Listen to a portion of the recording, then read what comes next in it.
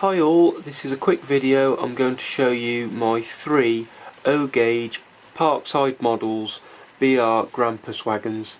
These are fully painted and fully assembled and they are painted in the BR Dutch livery from the 80s and the 90s.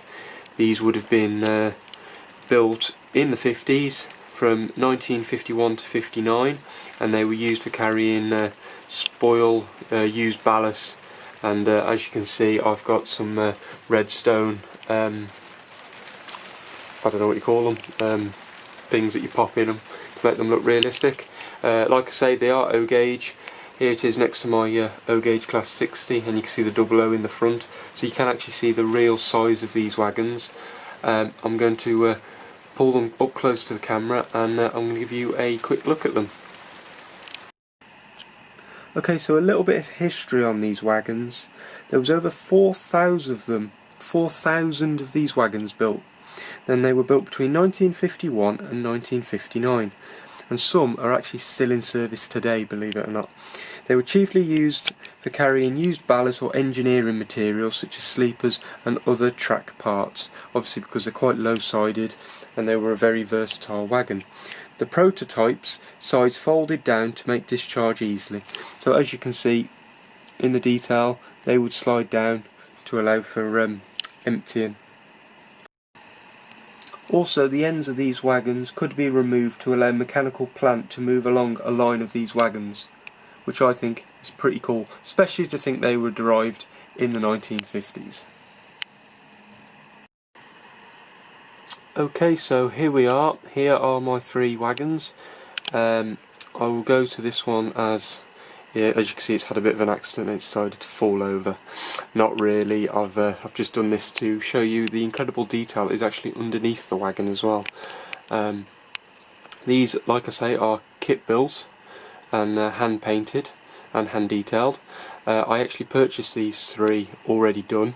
I purchased them when I first got into O-gauge, and I've actually only just uncovered these wagons, and I'm glad I've actually found them because I actually really like them.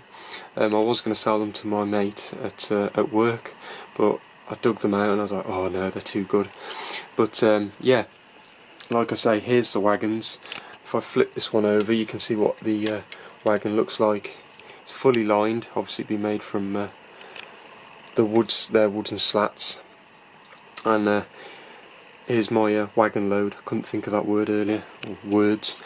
Yeah, so that's what they look like without, and that's what they look like within. Now, I believe they are handmade as well. They are. You could probably pick them up on eBay. These kits, they're not that common on the internet anymore. I'm not sure whether they're still in production. I'd like to think that they are, but I've had a quick look and a lot of places say that they're sold out. But if you knew where to look in the right places, I presume you could pick some of these up. But the detail on them is absolutely phenomenal. If I put this one here, hopefully the light will still catch it. So if we zoom in, you can actually see the Grampus sign above the ZBO and the data panel. That's actually metal and that's stuck on. The only thing, I might go over that and paint it black so it sticks out, because see, if I zoom out you can barely see it, the yellow hides it. I don't know whether that would be traditional, whether it would be painted yellow. I presume some of them might be if you've had a lazy painter, but I'd like to show that detail off. As you can see, it is classed as a ZBO, but the nickname that they carried in the later BR days was Grampus, as they liked to name all the wagons after sea creatures, like the sea cows, and they like to choose really weird and wacky names. So if we can get our focus again. Yep, we've got metal sprung buffers. This is going to be a bit hard to try and show you. Well, I'll try and show you on this. There you go. They are metal sprung buffers. We've got the step. A lot of these are obviously separately fitted details. You can see the brake rigging underneath, which we've got here. Got the handbrake. Sorry about my poor camera work. We've got the handbrake and the white lever that goes up there. If we actually turn the wagon over underneath, we can see all the details. Now, I'd like someone to comment and tell me what these are for. They're stuck on. Maybe in real life they'd swing round. Maybe that was to empty the wagon.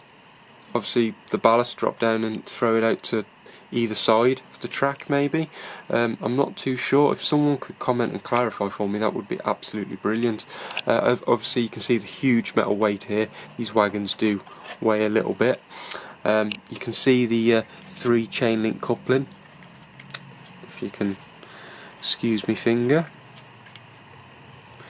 Well, I'm not showing it very well, but it is there, and obviously as you can see it's spring loaded at the back.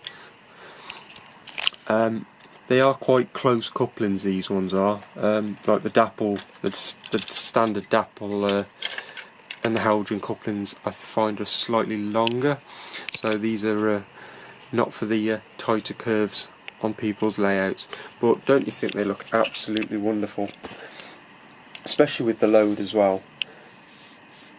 And we'll come round the front and we'll just have another look.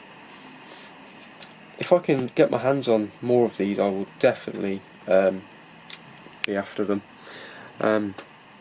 Like I say, these are in the Dutch livery, so obviously they're in engineer's grey, and then they later added the yellow stripe because everyone said it was a really boring and dull livery, and obviously it helps you to see it, so I suppose it's got a safety aspect to it as well.